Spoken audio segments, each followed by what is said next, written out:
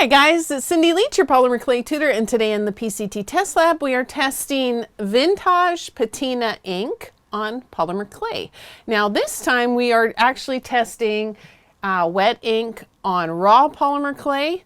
In the past, in a video quite some time ago, I think it was almost a couple of years ago, we did some polymer clay compatibility testing, and I did test the Vintaj Patina inks on baked polymer clay, and I found it to be quite sticky after spending some time on there.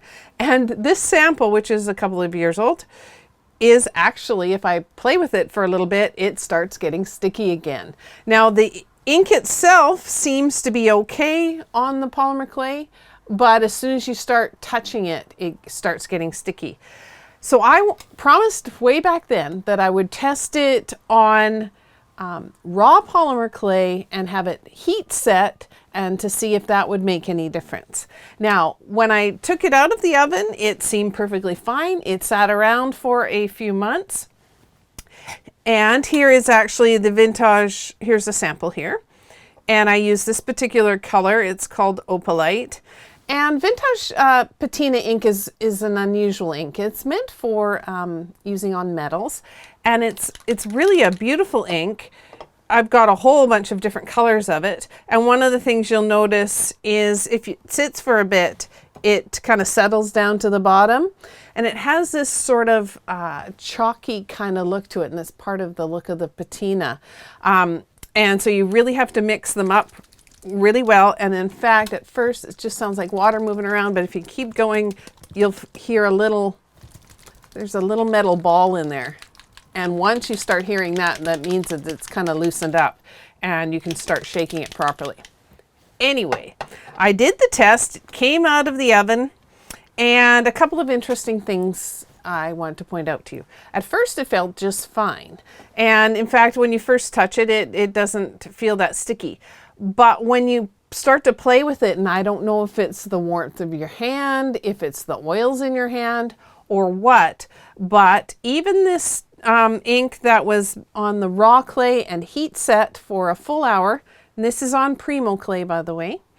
It was heat set for, it was baked for 1 hour at 275. It still is kind of sticky. And it also, the ink, that chalkiness to the ink, it kind of raised to the surface, so you can barely see that purpley color. And I wanted to do a couple of little things. I wanted to see if it would, what it was like for chipping off. Now I can scratch at it, and underneath it is scratching up a bit, though not very easily. But with something else stiffer, I think it would scratch. Yeah, that chalkiness is coming up. Maybe it's the chalky part that's reacting with the clay or making it feel sticky. So there's the purple underneath and that chalky on top.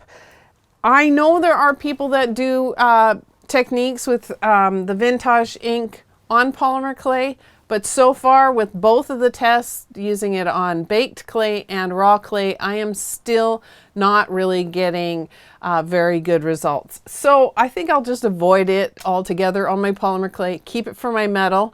It works beautifully on there, and might as well use it where it works the best. So I hope that was helpful for you. If it was, do let us know if you like this video.